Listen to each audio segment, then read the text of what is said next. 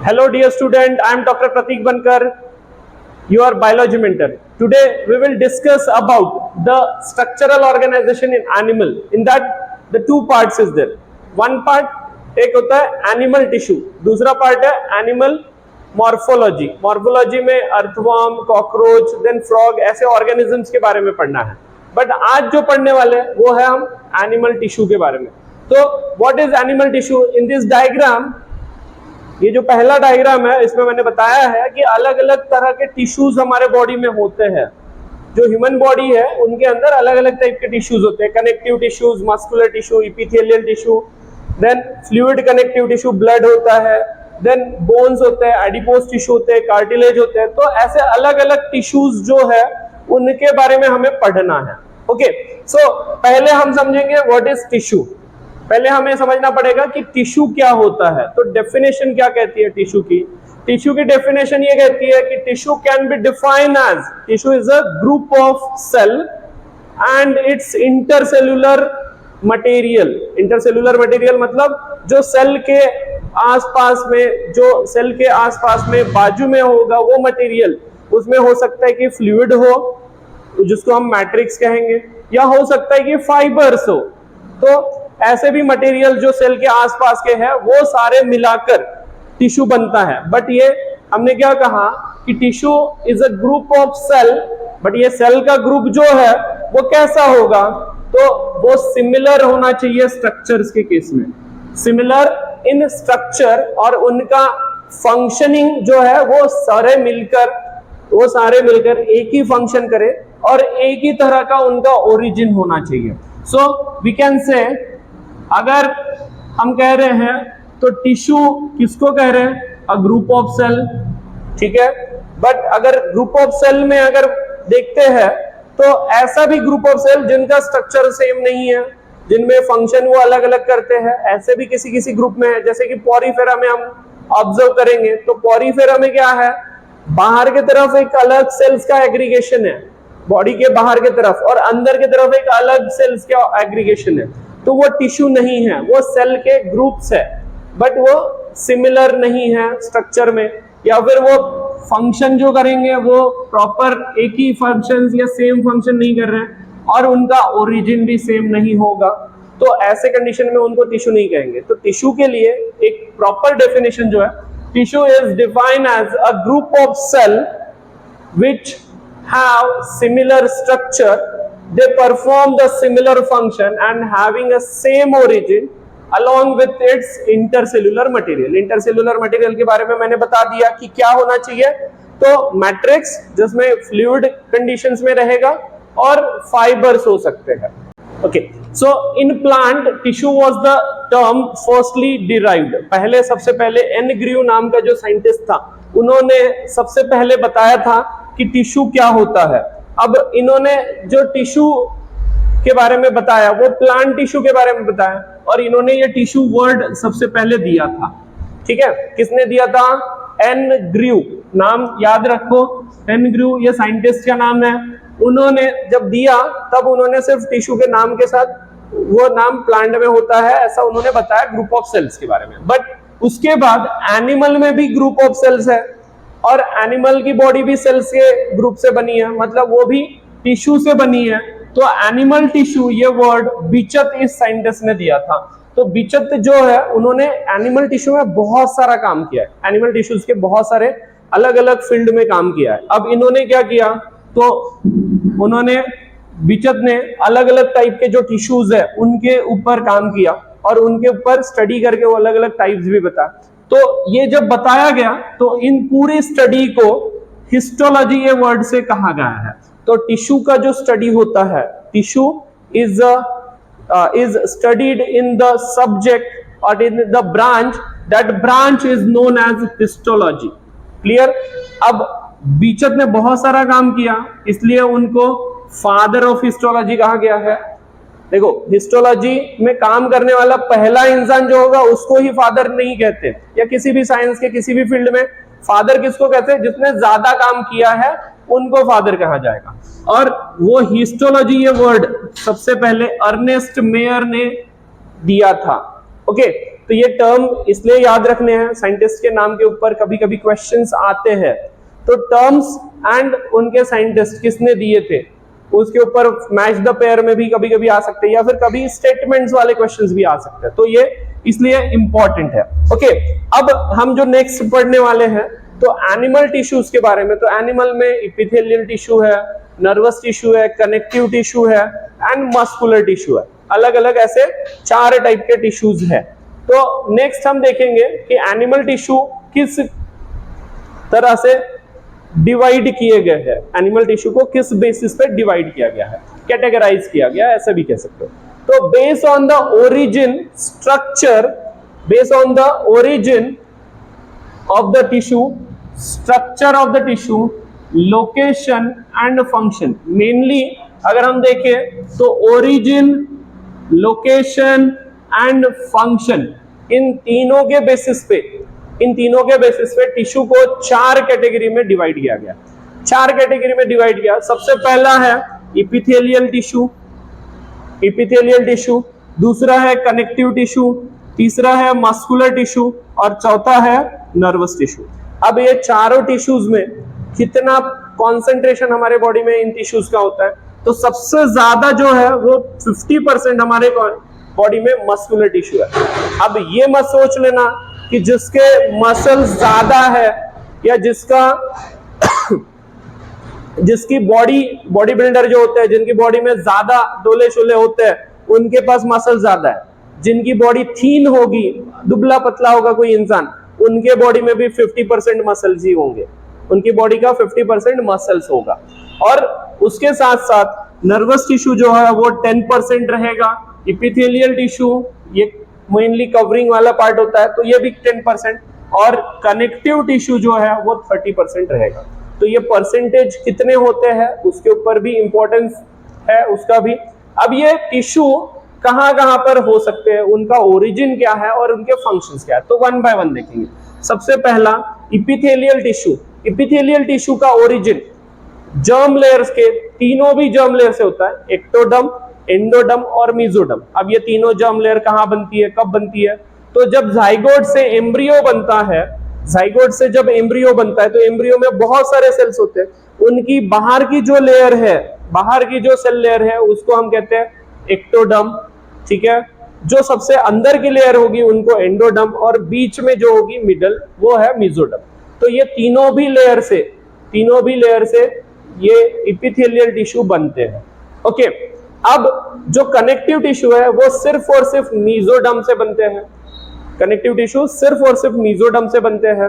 Then muscular tissue भी सिर्फ और सिर्फ मेसोडर्म से बनते हैं। एक्सेप्शन है कि आईज के जो बॉडी पार्ट्स है, आईज के जो पार्ट्स है, जैसे सिलियरी बॉडी होता है, आइरिस होता है, वो जो है वो एक्टोडर्म से बनेंगे, वो मस्कुलर टिश्यू है बट वो एक्टोडर्म से बनेंगे। और डायफ्राम के जो मसल्स है, डायफ्राम ये कहां पर होता है, एब्डोमिनल और थोरेसिक कैविटी के बीच में, यहां पर, तो उस डायफ्राम के जो मसल्स है वो एक्टोडर्म से ओरिजिन होते हैं।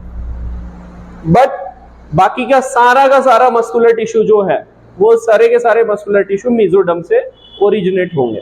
उसी तरह नर्वस टिश्यू जो है वो एक्टोडर्म से ओरिजिनेट होंगे। एक्टोडर्म मतलब अंदर की जो लेयर की एम्ब्रियो के, उनसे डेवलप होंगे। अब एपिथेलियल टिश्यूज जो है ये किसी भी बॉडी के पार्ट्स का कवरिंग हो सकता है, आइदर वो इनर कवरिंग हो या आउटर। जैसे ओरल कैविटी है तो ओरल कैविटी के अंदर वाला जो कवरिंग है, इनर चिक जो है वो हमारा एपिथेलियल टिश्यू का से बना हुआ है। उसी तरह किडनी, लीवर, हार्ट, इनके ऊपर से जो आउटर कवरिंग होगी उनकी, वो सारी की सारी किससे बनी है, एपिथेलियल टिश्यू से। और इनर कवरिंग भी उसी एपिथेलियल टिश्यू से बनी होगी।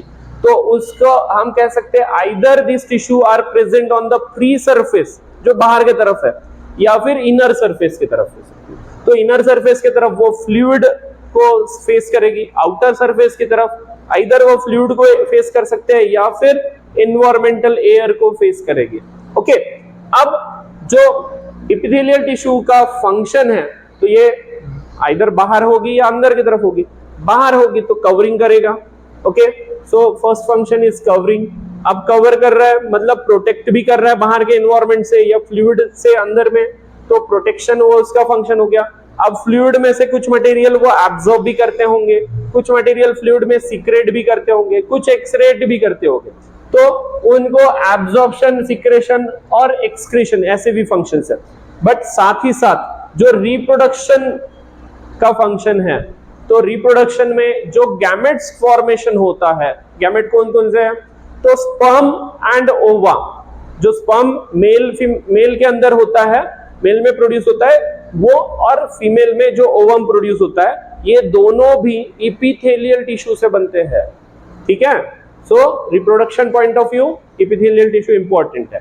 ओके, अब ये कंप्लीट हो गया इपिथेलियल टिश्यू के बारे में। कनेक्टिव टिश्यू जो है, वो कनेक्टिव टिश्यू हमारे स्किन के अंदर की तरफ, मतलब बीनीथ द स्किन कह सकते हो, वहां पर रहेंगे। साथ ही साथ ये पूरे के पूरे ऑर्गन्स में, ऑर्गन के आसपास में कहीं पर भी रह सकते हैं। बॉडी में बहुत सारी जगह पर वो प्रेजेंट रहेंगे, अराउंड द ऑर्गन्स भी कह सकते हो।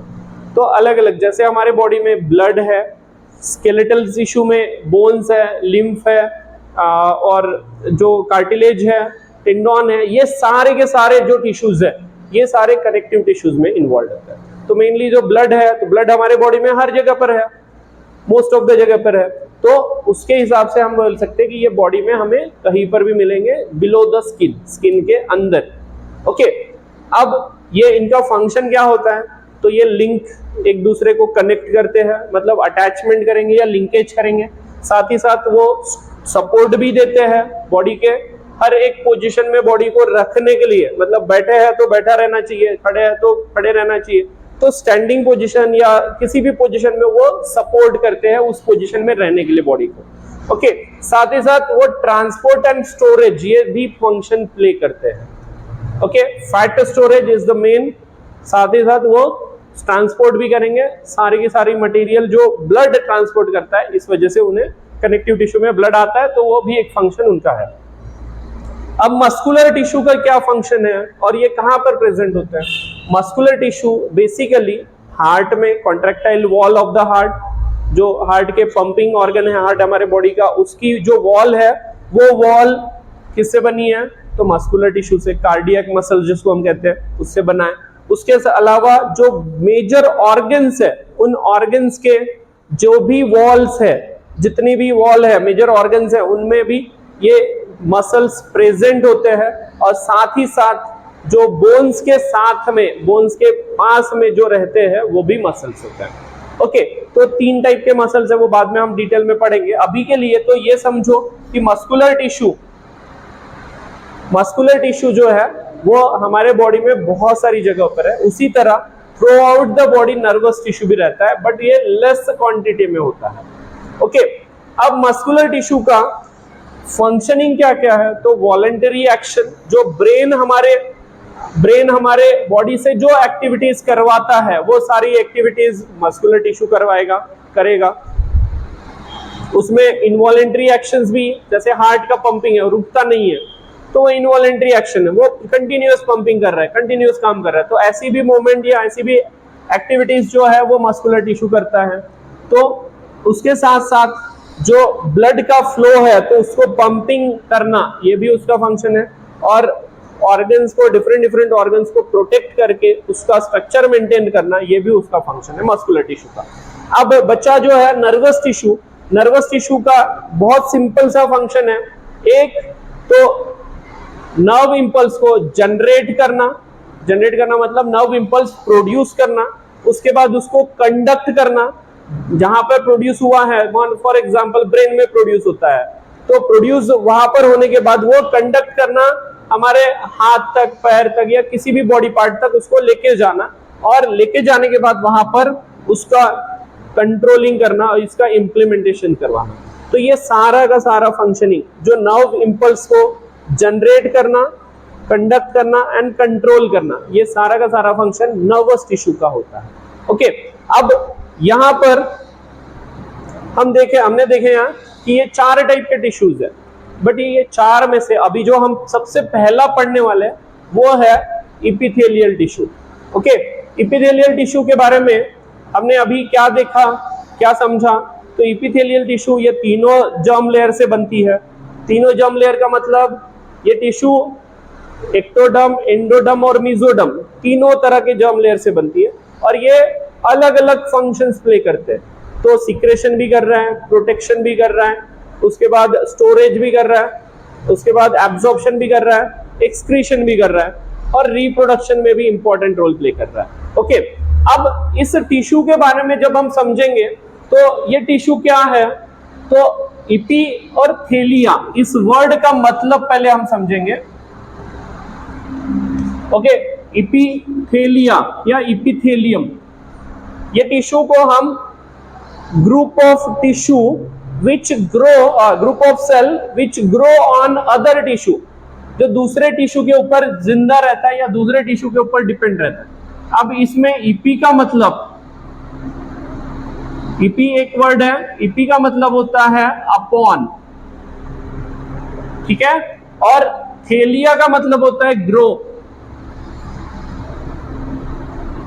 थेलिया का मतलब होता है ग्रो।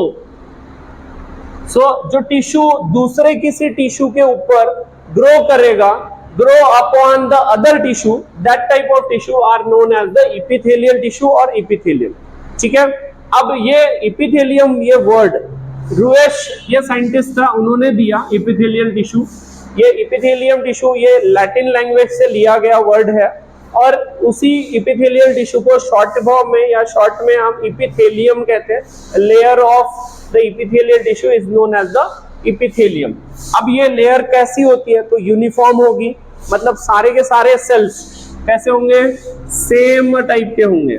अगर हम देखेंगे तो इसी सेम टाइप के रहेंगे।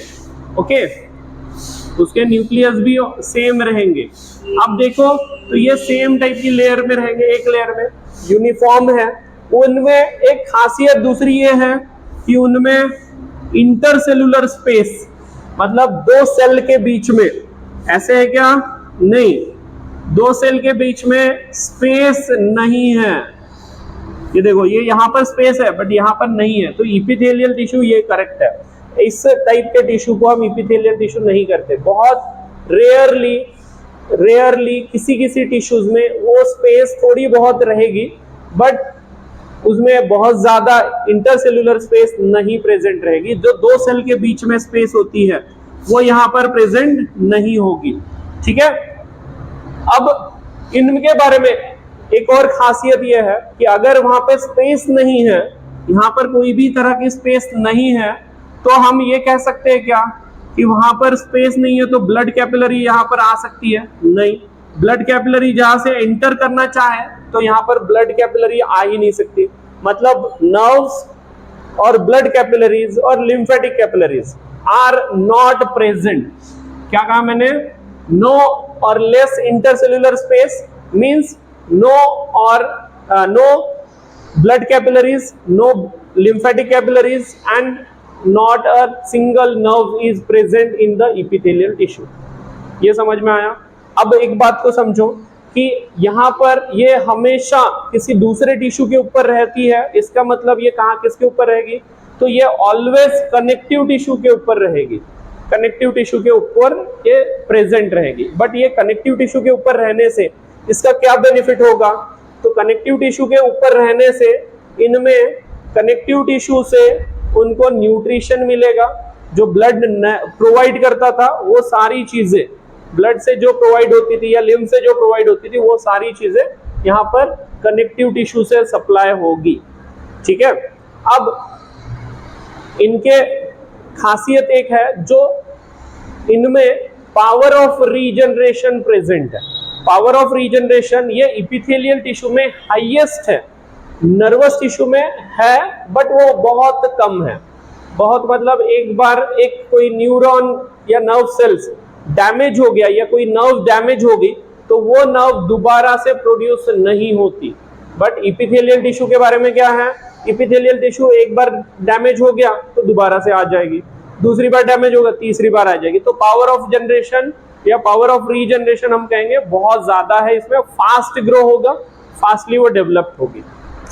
ओके, अब ह्यूमन बॉडी के अंदर हमने बोला इपिथेलियल टिश्यू ये बहुत सारे ऑर्गन की कवरिंग रहती है।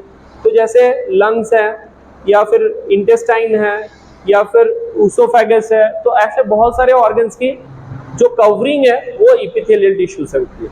तो epithelial tissue different different kind के होंगे, बट इपिथेलियल टिश्यू के बीच में कहीं पर आपको देखोगे तो यहाँ पर ये इपिथेलियल टिश्यू तो है, बट बीच वाली ये जो लेयर दिख रही है इनको हम कहते हैं बेसमेंट मेम्ब्रेन, जो इपिथेलियल टिश्यू और कनेक्टिव टिश्यू के बीच में होती है, जो नॉन सेलुलर मेम्ब्रेन है। अब उसके बारे में हमें पहले समझना पड़ेगा। ओके, तो अब एक चीज को हम इन डिटेल पढ़ना चाहेंगे, वो है बेसमेंट मेम्ब्रेन। ठीक है, तो अभी जो सेल्स है वो सेल्स तो उनके बीच में कहीं पर भी इंटरसेलुलर स्पेस नहीं है, इंटरसेलुलर स्पेस नहीं है। इसका मतलब वहां पर ब्लड कैपिलरीज आ सकती है क्या? नहीं। अब ब्लड कैपिलरीज कहां तक आएगी? तो ब्लड कैपिलरीज कनेक्टिव टिश्यू तक आएगी। कनेक्टिव टिश्यू में आने के बाद यहां पर वो ऑक्सीजन को रिलीज करेगी, यहां पर वो ग्लूकोज को रिलीज करेंगे, है ना। तो ये सारी चीजें जो इसेंशियल है टिश्यू के लिए या सेल्स के लिए, वो सारा कनेक्टिव टिश्यूज में रिलीज करेगा। अब ये कनेक्टिव टिश्यू क्या करेगा? यहां से उनका ऑस्मोसिस होगा, कनेक्टिव टिश्यू से यहां से वो ऑस्मोसिस होकर ये बेसमेंट मेम्ब्रेन में जाएंगे, बेसमेंट मेम्ब्रेन से वो इपिथेलियल टिश्यूज के सेल्स के पास जाएंगे। ओके, अब ये जो सेल्स है इनको न्यूट्रिशन तो यहां से मिल रहा है, रेस्पिरेटरी गैसेस भी यहां से मिल रही है, बट इनका वेस्ट भी यहां से ही वो कनेक्टिव टिश्यू में जाएगा। कनेक्टिव टिश्यू से CO2 और नाइट्रोजनियस वेस्ट वो ब्लड में जाएगा और वहां से फिर वो ट्रांसपोर्ट होता जाएगा। अब ये जो हमने बोला कि यहाँ पर जो बेसमेंट मेम्ब्रेन है, ये बेसमेंट मेम्ब्रेन नॉन सेलुलर है। नॉन सेलुलर मतलब सेल से नहीं बनी है।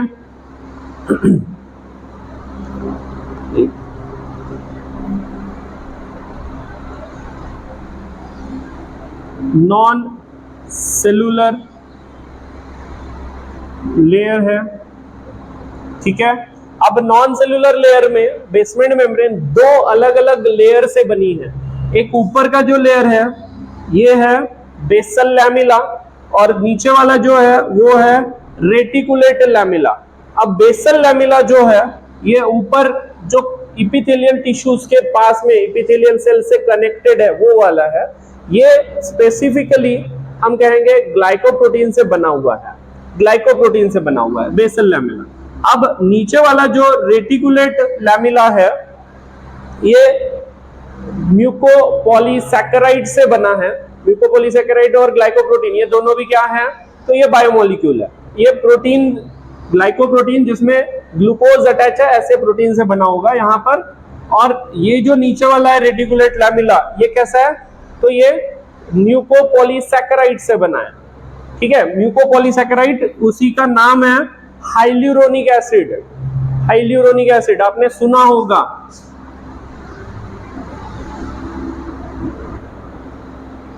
अब ये आजकल बहुत सारे एडवर्टाइजमेंट में जो फेशियल क्रीम है उनमें हाइल्यूरोनिक एसिड इन्वॉल्व है या हाइल्यूरोनिक एसिड कंटेनिंग ऐसा लिखा हुआ रहता है।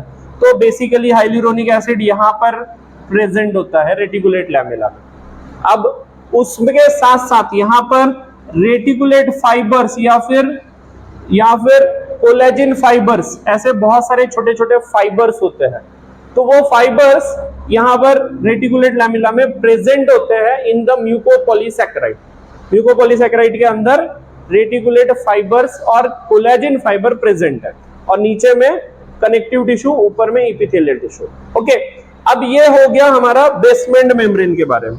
अब बेसमेंट मेम्ब्रेन के बारे में हमने जो अभी पढ़ा वो क्या था? ये दो अलग अलग टाइप की लेयर है बेसमेंट मेम्ब्रेन में, बेसल लैमिला और फाइब्रस लैमिला। फाइब्रस लैमिला को ही रेटिकुलेट लैमिला कहा गया, म्यूकोपॉलीसैकेराइड की बनी है, और बेसल लैमिला ये ग्लाइकोप्रोटीन की बनी है। अब ये कैसी लेयर है? नॉन सेलुलर है, thin non cellular highly permeable layer है। परमिएबल मतलब यहां से वहां से यहाँ कोई भी मटेरियल पास ऑन हो सकता है। और ये सीक्रेट कौन कर रहा है? अब यहाँ पे ग्लाइकोप्रोटीन है, यहाँ पे म्यूकोपॉलीसैकेराइड, ये सीक्रेट कौन कर रहा है? तो इपिथेलियल टिश्यू या इपिथेलियल लेयर जो है सेल्स की, ये ग्लाइकोप्रोटीन सीक्रेट कर रहा है और उसी से ये बना हुआ है। और कनेक्टिव टिश्यू ये म्यूकोपॉलीसैकेराइड सीक्रेट कर रहा है, उससे ये रेटिकुलेट लैमेला बना हुआ है। तो ये दोनों भी लेयर जो उसके आसपास के ऊपर नीचे जो लेयर सेल्स की लेयर है उन्हीं से बनी हुई है। मतलब epithelial tissue and connective tissue both are secreting the material which is forming combinely the basement membrane. ठीक है, ये समझ में आ गया होगा। तो आगे बढ़ते हैं। नेक्स्ट जो है वो है हमारे इपिथेलियल टिश्यूज में अलग अलग फंक्शनल मॉडिफिकेशंस है। तो फंक्शनल मॉडिफिकेशंस कैसे होते हैं? जो सेल है वो सेल्स के ऊपर ऐसे फिंगर लाइक प्रोजेक्शंस, या फिर हम कहेंगे स्मॉल ऐसे छोटे छोटे जो फ्री एंड पे जो छोटे छोटे villi like finger like projections हुए होंगे, उनको हम कहते हैं माइक्रोविलाइज। ये सबसे पहला फंक्शनल मॉडिफिकेशन है। वैसे तो दो टाइप के फंक्शनल मॉडिफिकेशन है, एक है माइक्रोविलाय, दूसरा है सीलिया, उसको बाद में पढ़ेंगे। अब माइक्रोविलाय क्या होता है? तो स्पेसिफिकली ये फिंगर लाइक प्रोजेक्शंस है, प्लाज्मा मेम्ब्रेन से ही बनी हुई है उसकी पूरी लेयर, और इसमें जो साइटोप्लाज्म है वो साइटोप्लाज्म इसमें प्रेजेंट रहता है। अब साइटोप्लाज्म जब रहेगा तो साइटोप्लाज्म में वो एक्टिन माइक्रोफिलामेंट्स, एक्टिन प्रोटीन से बने हुए फिलामेंट्स प्रेजेंट है और वो एक दूसरे से कनेक्टेड है, इसलिए उनका शेप चेंज नहीं होता। और ये कैसे है? नॉन मोटाइल है। नॉन मोटाइल मतलब मूवमेंट नहीं करते। क्यों? देखो यहाँ पर ये पूरे जुड़े हुए हैं एक दूसरे से, तो वो बिल्कुल भी हिलने नहीं देते और ये कॉन्ट्रैक्टाइल भी नहीं कर, कॉन्ट्रैक्शन भी नहीं करते। बट इसमें एक चीज खासियत है, जब कोई मॉलिक्यूल इस लेयर में आता है, मान के चलो यहां से न्यूट्रिएंट्स अगर ट्रांसपोर्ट होंगे तो वो प्लेन सीधा सीधा ऐसे सीधे जाएंगे क्या? नहीं, वो आएंगे पहले यहाँ पे गुजरेंगे, फिर यहाँ से यहाँ, ऐसे करते करते वो उनका सरफेस एरिया 20 टाइम्स तक बढ़ा देते हैं। 20 टाइम्स तक बढ़ा देते हैं मतलब 20 गुना ज्यादा टाइम लगेगा उसको मूवमेंट करने में, जितना टाइम लगना चाहिए उतना नहीं। तो उसकी मूवमेंट होने में, यहां से यहां तक जाने में उसको जितना टाइम लगना था उससे 20 गुना ज्यादा टाइम लगेगा। और उस वजह से क्या होता है कि यहाँ पर जो न्यूट्रिएंट्स है या जो मॉलिक्यूल्स है उनको एब्जॉर्ब करने के लिए या उनका कोई भी यूज करने के लिए उन्हें टाइम मिल जाता है। ओके, देन और इसमें हेल्प होती है एब्जॉर्प्शन में, सीक्रेशन में और एक्सक्रीशन में। ये समझ में आ गया। तो ये माइक्रोविलाइज जो है वो किसी टिश्यूज में, मतलब स्पेसिफिकली अगर कहा जाए तो क्यूबॉइडल इपिथेलियम और दूसरा कॉलमनर इपिथेलियम, ऐसे दो टाइप है, उन दोनों में प्रेजेंट रहता है। वो बाद में हम इसके नेक्स्ट इसमें पढ़ने वाले हैं। ओके, नाउ अब ये जो है वो इंटेस्टाइन के वॉल में प्रेजेंट होता है, गॉल ब्लैडर में प्रेजेंट होता है, और PCT that is proximal convoluted tubule of the nephron इनमें प्रेजेंट होता है। वो डिटेल में बाद में हमें पता चल ही जाएगा।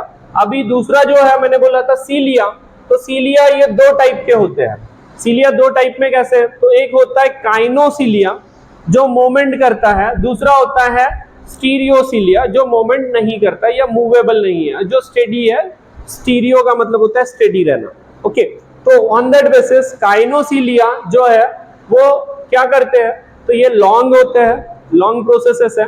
लॉन्ग के साथ साथ वो मोटाइल भी है और कॉन्ट्रैक्शन भी करते हैं, मूवमेंट भी करेंगे और कॉन्ट्रैक्शन भी करेंगे। बट ये होते कैसे हैं, दिखते कैसे हैं? तो हेयर लाइक होते हैं हेयर लाइक होते हैं।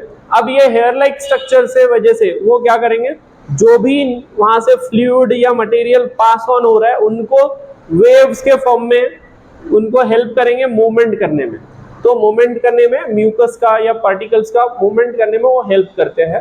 एंड साथ ही साथ वो इनर सरफेस जो होगा हॉलो ऑर्गन्स का, उनमें मेनली प्रेजेंट रहते हैं, जैसे कि फॉलोपियन ट्यूब है, यूटेरस है, ट्रकिया है, ब्रोंकियोल्स है और इपेंडाइमल इपिथेलियम है। इपेंडाइमल इपिथेलियम मतलब जो ब्रेन की कवरिंग होगी उसके पास होगी। तो यहाँ पर ये काइनोसीलिया प्रेजेंट होते हैं। अब ये हेल्प किस में करेंगे? मोमेंट में करेंगे।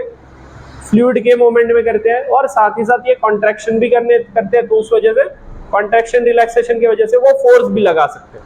ओके, अब स्टीरियोसीलिया जो है, स्टीरियोसीलिया कैसे है, तो स्टीरियोसीलिया मोटाइल नहीं है, बिल्कुल मूवमेंट नहीं करेंगे, स्टडी एक जगह पे, जैसे माइक्रोविलाई के बारे में मैंने बताया वैसे ही रहते हैं, बट ये हेयर लाइक है और माइक्रोविलाई फिंगर लाइक दिखते हैं। तो ये नॉन कॉन्ट्रैक्टाइल है, मूवमेंट नहीं करते, कॉन्ट्रैक्शन भी नहीं करते। स्टीरियोसीलिया नॉन मोटाइल, नॉन कॉन्ट्रैक्टाइल, ये याद रखो। साथ ही साथ वो उनके पास जो प्लाज्मा मेम्ब्रेन है वो बहुत थिक होती है और रिजिड होती है, रिजिड होने की वजह से हार्डनेस रहता है और वो थिकनेस भी ज्यादा रहती है, और ये एपिडिडाइमिस और वास डिफरेंस, ये बॉडी पार्ट है हमारे, उनमें प्रेजेंट रहेगा। अब एपिडिडाइमिस किस में होता है, तो मेल रिप्रोडक्टिव सिस्टम में, और वास डिफरेंस भी मेल रिप्रोडक्टिव सिस्टम में होता है। ठीक है ना। अब यहाँ पर देखोगे तो माइक्रोविलाई जो है हमें ऐसे स्टैंडिंग पोजीशन में, क्योंकि वो उनमें एक्टिन फिलामेंट्स है, इसके पहली वाली डायग्राम में देखा है हमने, ऐसे दिखता है। तो ये अगर हम ऑब्जर्व करते हैं माइक्रोस्कोप में तो ऐसा लगता है कि जो टूथब्रश हम यूज करते हैं या ब्रश यूज करते हैं तो वैसा दिखता है, ब्रश के ऊपर के जो ब्रिस्टल्स होते हैं उनके जैसे। इसीलिए जिस किसी टिश्यू में माइक्रोविलाई प्रेजेंट है उन टिश्यू को हम ब्रश बॉर्डर कहते हैं। If microvilli are present then we called them as a brush border, and cilia are present then we called as a ciliated। okay, तो ये तो समझ में आ चुका होगा। अब इसके आगे हम देखेंगे कि इंटरसेल्यूलर जंक्शंस कौन कौन से है। इंटरसेल्यूलर जंक्शंस का मतलब क्या होता है, तो सेल के दो सेल है, उन सेल के बीच में जो जंक्शंस होंगे, जैसे रेलवे स्टेशन में हम देखते हैं तो कभी किसी रेलवे स्टेशन को रेलवे स्टेशन लिखा जाता है, किसी किसी रेलवे स्टेशन को जंक्शन लिखा जाता है। जंक्शंस का मतलब क्या होता है, जंक्शंस का मतलब होता है जहां पर दो अलग अलग रूट्स इंटरसेक्ट होते हैं या दो अलग अलग रूट्स मिलते हैं, दो जगह से आने वाली ट्रेन्स जो मिलती है उनको हम जंक्शंस कहते हैं। वैसे ही यहाँ पर इंटरसेल्यूलर जंक्शंस जो है वो प्रोटीन से बने हुए सेल के बीच में, दो सेल्स के बीच में जो प्रोटीन से बने हुए लिंक रहेगी उसको हम जंक्शंस कहते हैं। अब इन जंक्शंस में तो टोटल 4 अलग अलग टाइप्स है। ओके, 4 अलग अलग टाइप्स है। अब चारों टाइप्स के बारे में अगर देखा जाए तो सबसे पहला जो है वो है इंटरडिजिटाइजेशन।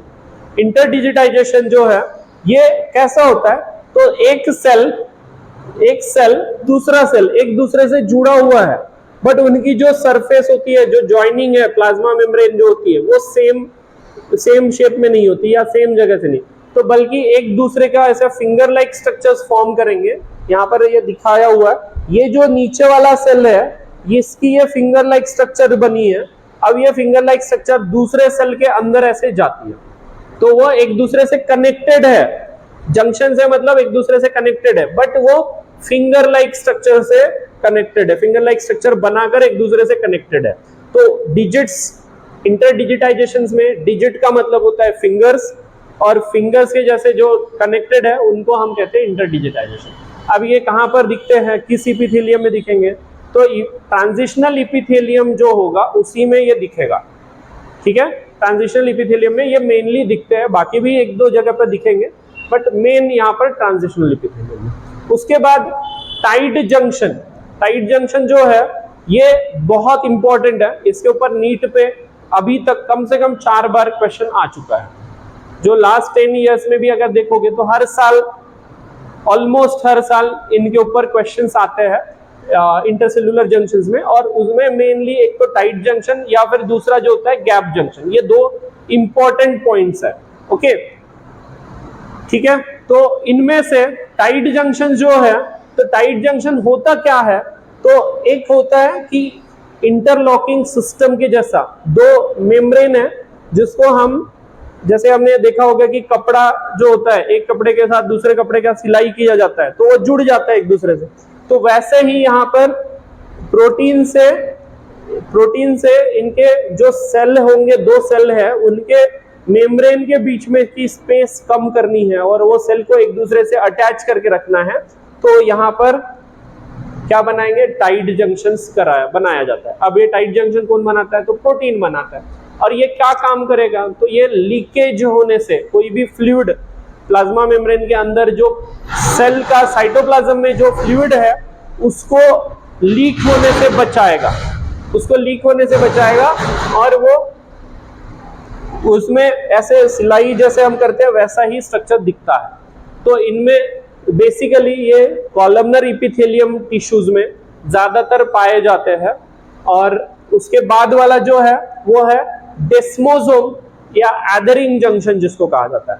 अब डेस्मोसोम्स के बारे में दो चीजें हैं, एक होता है फुल डेस्मोसोम और दूसरा होता है सेमी डेस्मोसोम। सेमी मतलब हाफ डेस्मोसोम। अब यहाँ पर अगर देखोगे तो एक होती है डिस्क लाइक प्रोटीन्स की स्ट्रक्चर प्रेजेंट होंगे दोनों सेल्स में, दो अलग अलग सेल्स के दोनों साइड में एक डिस्क शेप की प्रोटीन्स प्रेजेंट रहेगी, डिस्क शेप की। तो अगर वो डिस्क हाफ है, हाफ सर्कल के जैसी है, तो सेमी डेस्मोसोम कहा जाता है। अगर वो फुल्ली एक सर्कुलर शेप में है, फुल्ली सर्कल के शेप में है, तो उसको डेस्मोसोम कहा जाएगा। ओके, अब वो क्या काम करता है, एदरिंग का काम करेगा। एदरिंग मतलब पकड़े रखता है। तो बेसिकली ये डिस्क लाइक स्ट्रक्चर यहाँ पर दिख रहा है, तो ये स्पेसिफिकली क्या करेगा, तो यहाँ पर एक प्रोटीन का ऐसा एक स्ट्रक्चर बना हुआ रहेगा, जो प्रोटीन का स्ट्रक्चर, और उसके साथ यहाँ पर ऐसे स्पेसिफिकली हम कहेंगे कि इंटरमीडिएट फिलामेंट्स के स्ट्रक्चर के फॉर्म में यहाँ पर फिलामेंट्स होंगे, जो फिलामेंट्स केराटिन प्रोटीन से बने होंगे। और ये डिस्क का जो सेंटर में डिस्क होगा, दोनों तरफ यहाँ पे भी होगा, इधर भी होगा, दोनों साइड सेल के। और ये दोनों भी डिस्क जो है वो दोनों साइड से जुड़े होते हैं। और यहाँ पर जो जुड़ने का रीजन है वो लिंकेज प्रोटीन, कैदरिंग प्रोटीन भी जिसको कहा जाता है, ये प्रेजेंट रहता है। अब देखो यहाँ पर तीन चीजें मैं बता रहा हूँ। एक होगा डेस्मोसोम, ये जो प्लेट लाइक स्ट्रक्चर या डिस्क लाइक स्ट्रक्चर है उसको कहा गया है। एक होता है दो सेल के बीच के, दो सेल मेम्ब्रेन के बीच में जो होगा उनको कैदरिंग कहा जाता है, लिंकेज प्रोटीन। और तीसरा जो है इंटरमीडिएट फिलामेंट्स जो केराटिन प्रोटीन से बना होता है, हेयर लाइक स्ट्रक्चर्स होंगे। ओके, तो ये तीनों प्रेजेंट रहते हैं डेस्मोसोम के अंदर या एदरिंग जंक्शंस के अंदर। अब ये क्या काम करते हैं, तो सीमेंटिंग का काम करते हैं। सीमेंट जैसे एक जो ब्रिक है उसको दूसरे ब्रिक से जोड़ने का काम करते हैं, वैसे ही ये काम करता है। और ये मैकेनिकल सपोर्ट भी प्रोवाइड करता है, मतलब स्ट्रॉन्गनेस देने का काम करेगा। और ये स्ट्रैटिफाइड इपिथेलियम में प्रेजेंट रहता है। स्ट्रैटिफाइड इपिथेलियम में प्रेजेंट रहने से, स्ट्रैटिफाइड इपिथेलियम मतलब जो मल्टी लेयर होंगी, तो एक लेयर दूसरी लेयर से अटैच होने में उनको हेल्प होती है। ओके, अब इनमें से जो लास्ट वाला है उनको हम कहते हैं गैप जंक्शन। अब गैप जंक्शन जो है